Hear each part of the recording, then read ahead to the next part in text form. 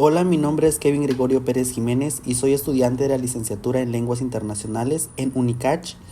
Voy a hablar acerca de los temas que vi en cuarto semestre en la materia de equidad de género impartida por la maestra Susana Jiménez. Como primer tema hablaré acerca del sistema patriarcal.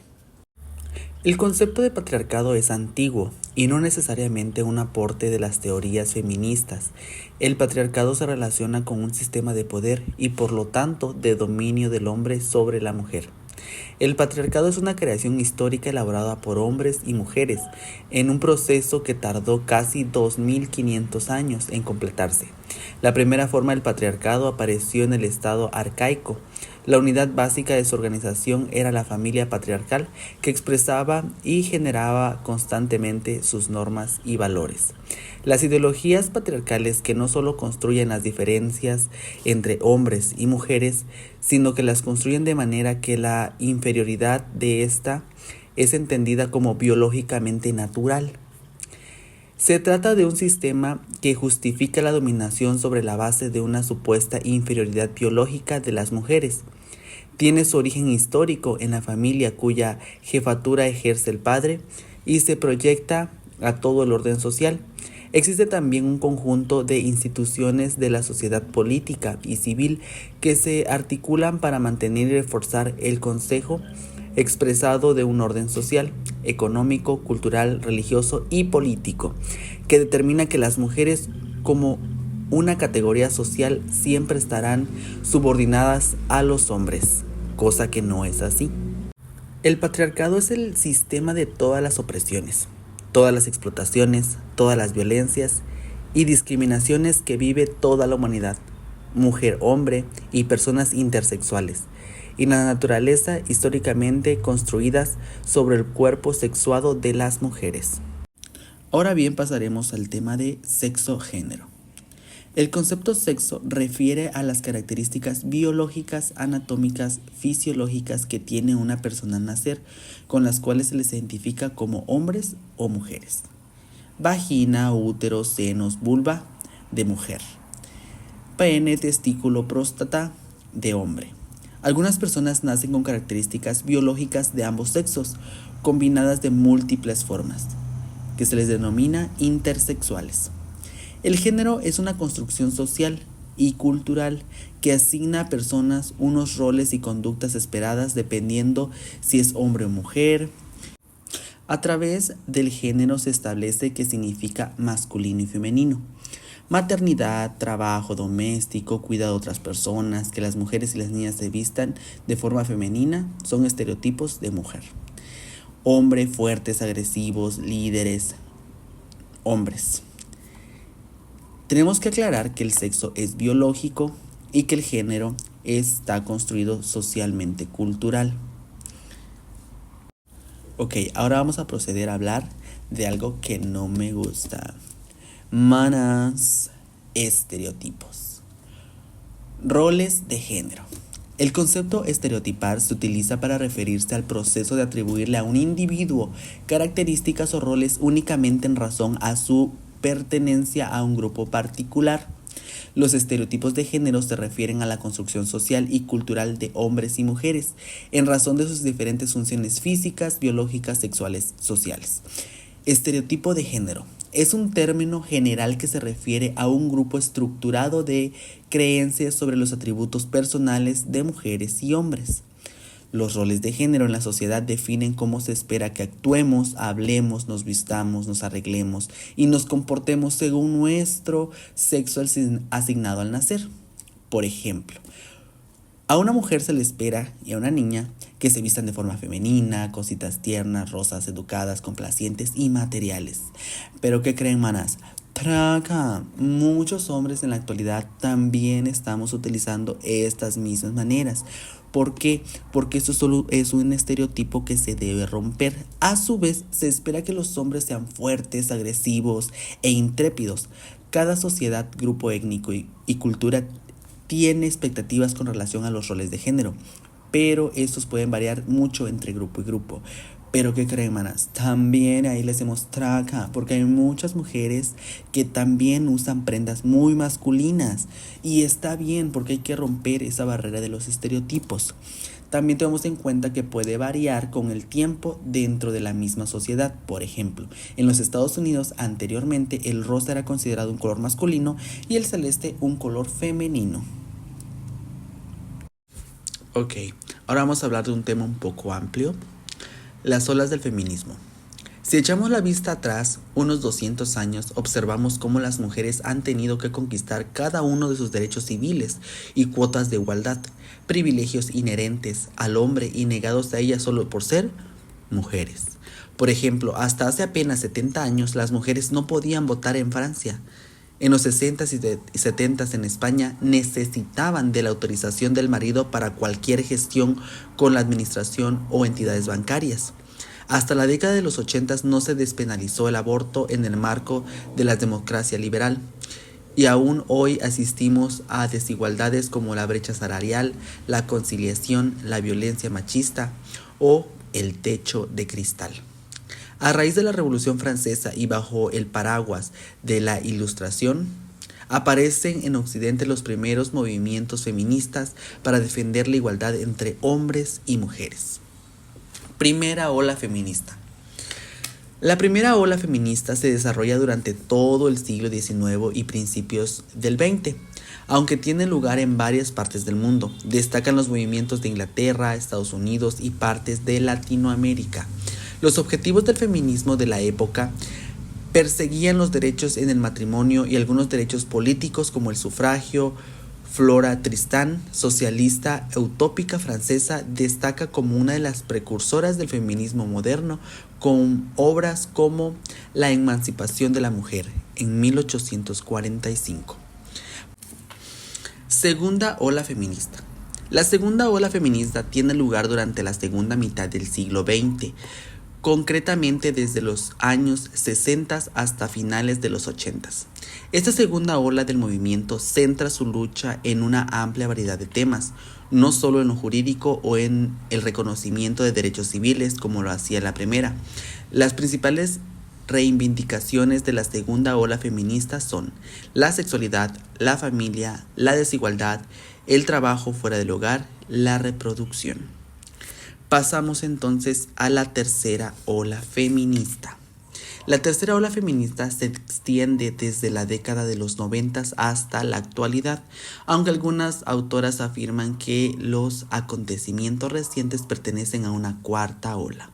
El feminismo de la tercera ola define que no existe un solo modelo de mujer y aparecen nuevas interpretaciones hacia el género, y el feminismo se nutre de otras corrientes y aparecen el ecofeminismo, el feminismo racial, transexualidad. Pero uno de los elementos más importantes de la tercera ola es la toma de conciencia de que la jerarquía del varón sobre la mujer se basa en toda una estructura social que lleva siglos instalada, el patriarcado o heteropatriarcado. Y tenemos así nuestra cuarta ola feminista. Las recientes manifestaciones masivas del 8 de marzo alrededor de todo el mundo, así como los movimientos Me Too o No es No, han despertado la conciencia feminista en una parte de la población que no estaba tan relacionada con el activismo. El movimiento ha traspasado fronteras y se ha popularizado, llegando a ser definido activamente también por muchos hombres. Esto ha provocado que haya voces dentro del feminismo que reivindican que estamos ante un cambio de paradigma, una cuarta ola. Ahora bien, vamos a hablar de la cooperación internacional, concepto equidad de género. La estrategia de género en el desarrollo. La insistencia de las investigadoras en conquistar las relaciones de género y su articulación con otros vectores de desigualdad, combinada con el trabajo de las organizaciones del sur en busca del empoderamiento femenino, dieron como resultado la estrategia Género en el Desarrollo, o por sus siglas GED, que actualmente orienta las políticas de cooperación de la mayoría de las instituciones internacionales y de organismos tanto gubernamentales como no gubernamentales. Las estrategias de GED no es solo un marco para el análisis de cómo están las mujeres en el mundo, también es una propuesta política, en tanto exige un compromiso a favor de la construcción de relaciones de género equitativas. Un supuesto clave de la estrategia del GED es que nada es natural en términos de género. Todos los proyectos, incluso los de la naturaleza técnica, tienen una dimensión de género porque siempre están dirigidos a los hombres, a las mujeres o a ambos. Porque esto implica que independientemente si se trata de un proyecto con mujeres o con hombres, siempre impactará sobre el otro género. Todos los proyectos de mujeres afectan la posición de los hombres y viceversa. De ahí que ningún proyecto pueda reclamar neutralidad de género. Ahora bien, agárrense, porque se viene un tema bastante interesante. Así que, manas, prepárense. Viene orientación sexual e identidad de género. ¿Qué? Tracan. Y que se agarren todos aquellos reprimidos y los que no se aceptan. ¿Qué? No es cierto. Bueno, continuemos. ¿Qué es la orientación sexual? ¿Qué es la orientación sexual? Una pregunta muy interesante. La orientación sexual se trata de quién te atrae y con quién quieres tener relaciones. Hay muchos tipos de orientación sexual, que incluyen gay, lesbiana, heterosexual, bisexual, asexual, entre otros. Pero, ¿cuál es la diferencia entre orientación sexual e identidad de género? La orientación sexual es diferente al género y a la identidad de género.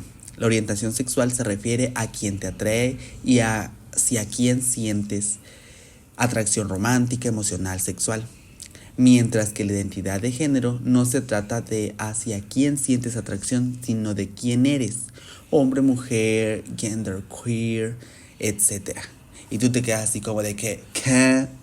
Pero tranquila, manas, todo es normal. Estos temas de por sí son muy, muy complejos, pero no pasa nada.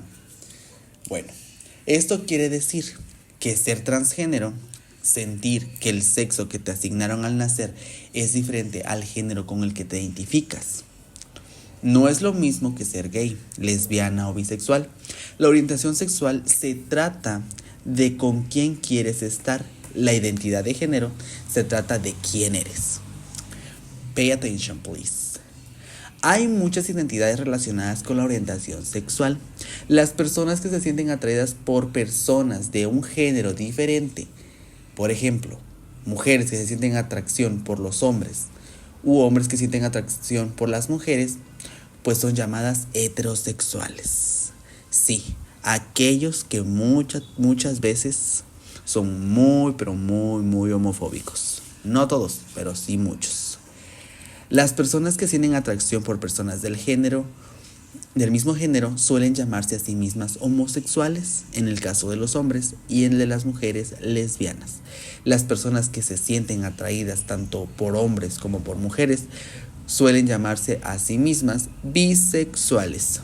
Las personas que sienten atracción por personas de muchas identidades de género, hombre, mujer, transgénero, genderqueer, intersexual, etc., quizás se refieran a sí mismas como pansexuales o queer.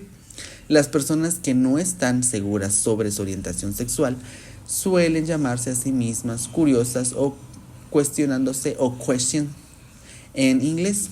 Las personas que no sienten ninguna atracción sexual por nadie a menudo se llaman a sí mismas asexuales. Es importante recordar que algunas personas no creen que estas etiquetas las describen con exactitud. A algunas personas no les gustan para nada las etiquetas. Otras personas se sienten cómodas con ciertas etiquetas, pero no con otras. En realidad, tú eres quien decide qué etiqueta usar y si es que quieres usar una. Por mencionar algunas entidades de género, podemos poner hombre, mujer, cisgénero, no binario, queer, agénero, transexual, pangénero, bigénero, género fluido, neutro, intergénero, por algunos ejemplos. En sexo, femenino, masculino e intersexual. En orientaciones sexuales, podemos poner como ejemplos heterosexualidad, homosexualidad, bisexualidad, pansexualidad, antrosexualidad, polisexualidad, demisexualidad, asexual, aromántico. Si tú, como persona, no sabes exactamente cuál es tu identidad de género o tu orientación sexual, yo te podría invitar mucho a que tú busques información, leas, te informes y veas qué realmente es lo que tú eres y qué es lo que realmente tú sientes. Ahora bien, vamos a pasar al tema de la historia de la homosexualidad.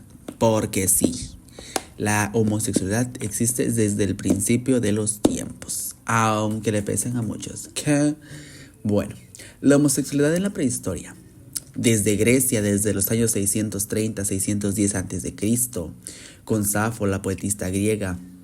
En la antigua Mesopotamia, en 2500-2000, con Gilgamesh y Enkidu.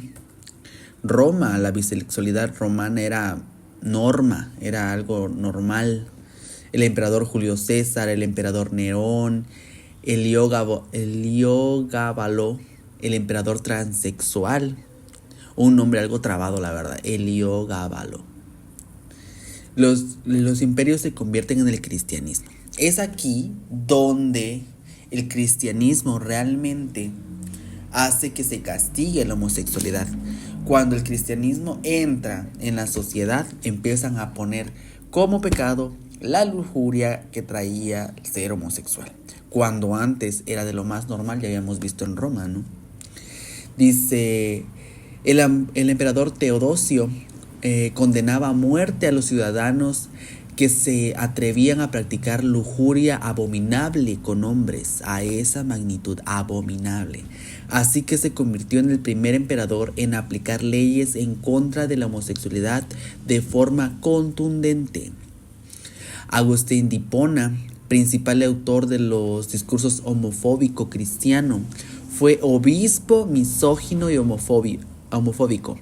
Antes fue pagano, tuvo relaciones homosexuales, utilizó Sodoma y Gomorra como el paradigma de todas las impiedades y centra esa impiedad en el pecado sodómico y sus habitantes. Utilizó por primera vez la relación entre Sodoma y el castigo contra la homosexualidad.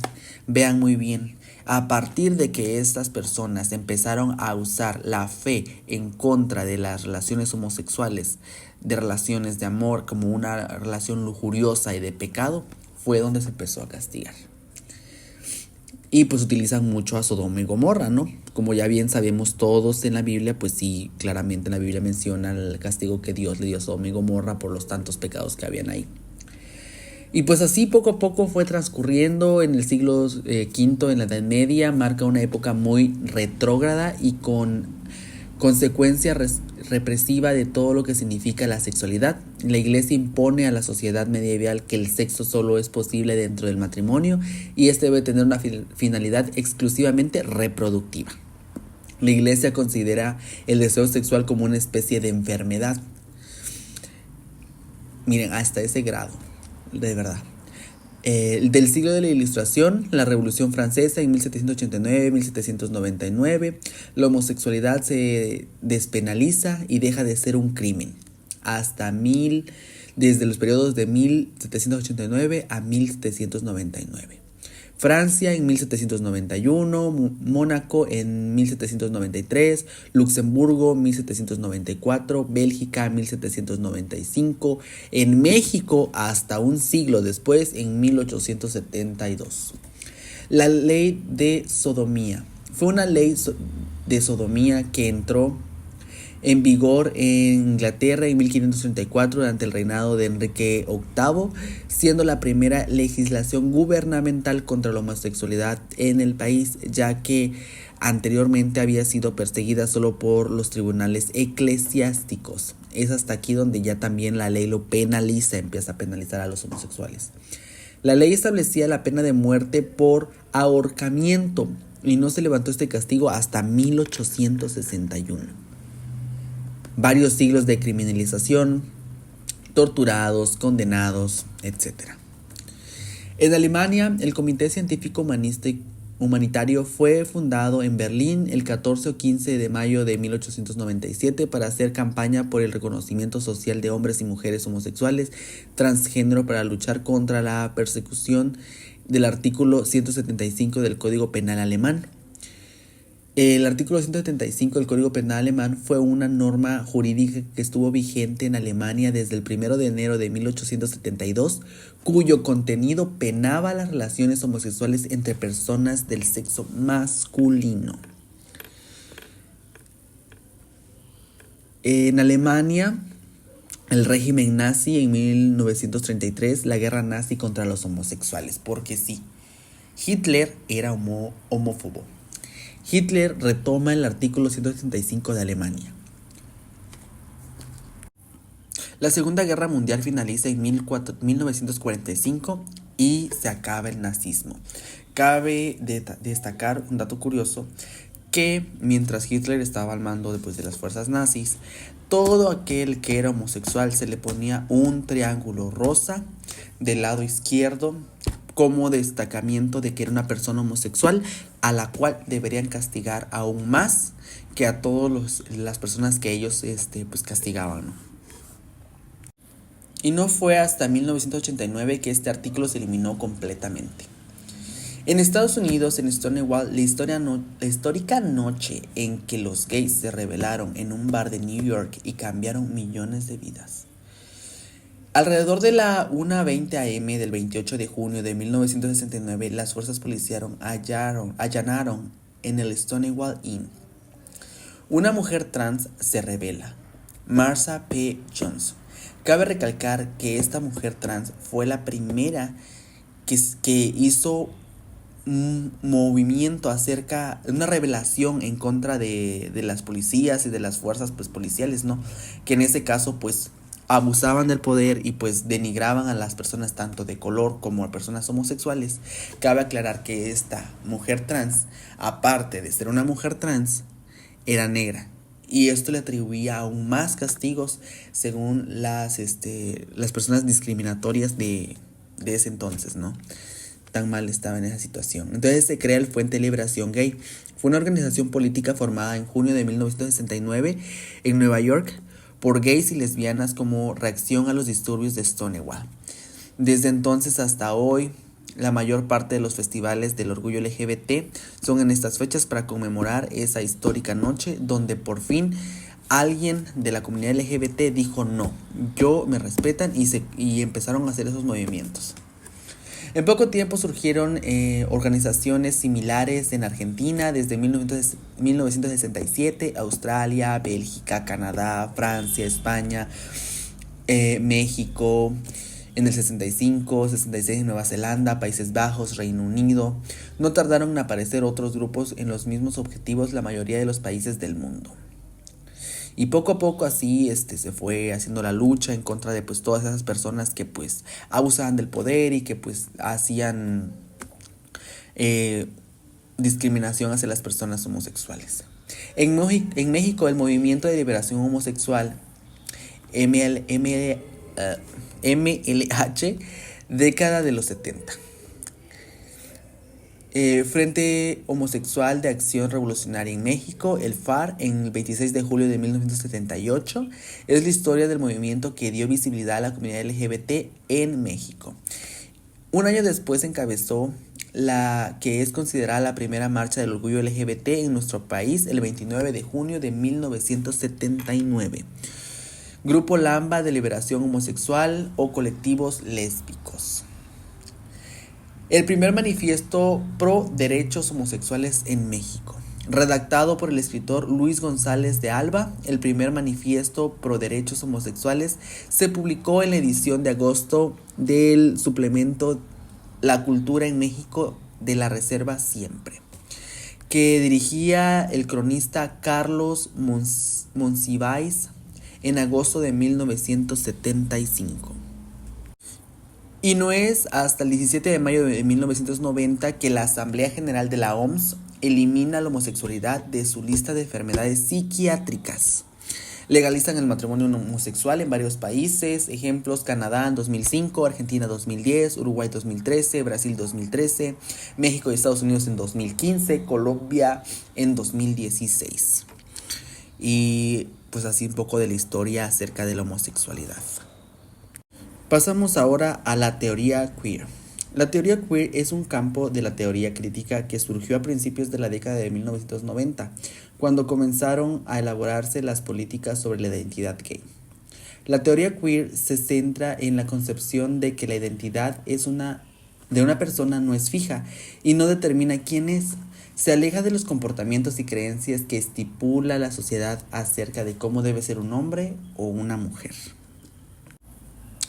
¿Qué nos dice la teoría queer? La teoría queer es la elaboración teórica de la disidencia sexual y de la construcción de las identidades estigmatizadas, que a través de la resignificación del insulto consigue reafirmar que la opción sexual distinta es un derecho humano. ¿Cuándo empezó la teoría queer? Como movimiento surgió en los años 90, en el seno de la comunidad gay y lesbiana de los Estados Unidos. En el siglo XX, el término fue utilizado en el argot homosexual neoyorquino, convirtiéndose en una categoría de autoidentificación dentro del marco de una práctica de orgullo. Pasamos ahora a hablar de los movimientos lésbicos. Sus diferencias con el resto de los movimientos: movimiento feminista heterosexual, movimiento homosexual, lésbico homosexual, gay, lésbico gay, lesbo gay, bisexual, transgénero, transexual, LGBT, queer. Una como visión totalmente diferente a los dos bloques antes mencionados: carácter patriarcal, eliminar la protesta revolucionaria del lesbofeminismo.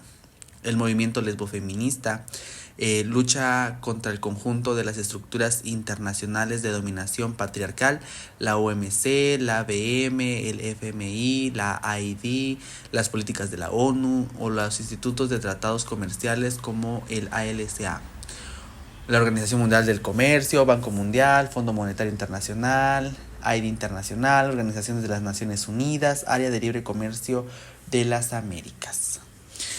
El movimiento lésbico feminista es un movimiento que no ha podido crecer ni desarrollarse precisamente por el control que han ejercido las lideresas lesbogays, gays, homolésbicas, bisexuales, LGBT, queers, trans, la diversidad sexual, ahora multisexuales, quienes se han dedicado a hablar y a presentar las lesbianas en las esferas de poder político nacional e internacional, dominando el lesbianismo industrial, controlar el funcionamiento dirigido a asuntos lésbicos. Algo de las luchas de los movimientos lésbicos que cabe mucho mencionar es que buscan erradicar esa creencia de lo patriarcal, de los movimientos gays, no erradicarlos, pero sí apartarse de ellos para tener su propia visibilidad, ya que por mucho tiempo se les ha dado minoritario. ¿Por qué? Porque siempre que va a haber algún movimiento gay, siempre ahora en la actualidad es más bien apoyado, tanto por empresas, por gubernamentales, tienen un poco más apoyo en lo económico y en lo visual.